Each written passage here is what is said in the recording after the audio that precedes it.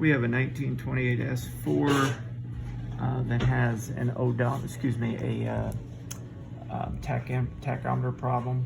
It doesn't start at 0. If you look, this one is pretty much right at 0 at a reset, but this one doesn't.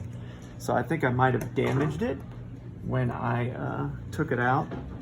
When I took out my odometer and fixed the little glitch it had there. It had some debris in it and was causing the odometer not to move.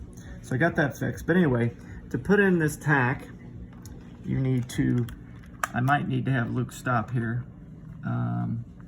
So yeah, that's gonna have to, let me see here. Don't want to damage this, so let me see here. So it's basically got to feed through this hole while there's another connector there. And I think, get that. Oh God. I don't think I hit the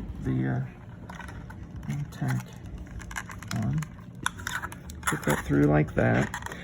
It has a bunch of nuts that go through the other side. So let's just see how this connects. So you have 2 screws here, 1, 2, and then you should have. Let's go ahead and put those 2 in, and then we'll go to the other side. So if I recall, they were very tiny screws. So I got 2 screws there. Put one of them in. I'm putting that in because I don't want it to flap out when I go to the other side.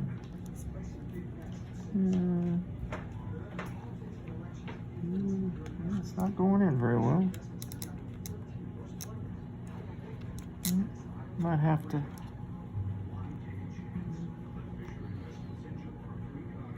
Check this one here. It's possible they have. It's my wife picking up her dog.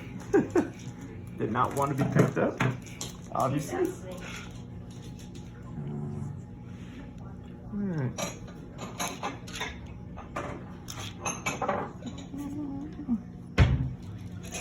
That's why.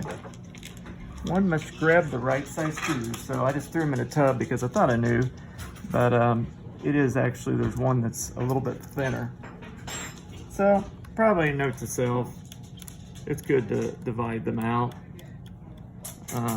but I did not. I figured I could figure it out, and I did. It just took an extra second. So, and while this is kind of my first time of taking this apart, the one thing I think would be best when putting this back together, be very careful with the needle, and if all possible, I mean, I've seen some people use some like painter tape rings to let them sit out, and that's fine when you got it sitting out, but probably just best to just flip it back over into the actual base. And then be very careful with the needle, making sure you're lining up. So that way you're protecting the needle. So I have 1, 2, 3, 4, 5 nuts with washers, and I need to go back on here. And I would tell you to tighten them down just maybe 3 to 5 pounds.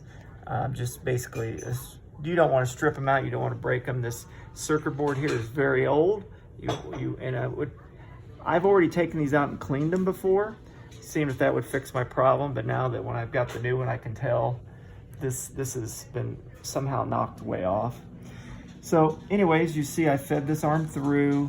I've got 1, 2, 3 Phillips screws to put in, and 1, 2, 3, 4, 5 nuts with washers.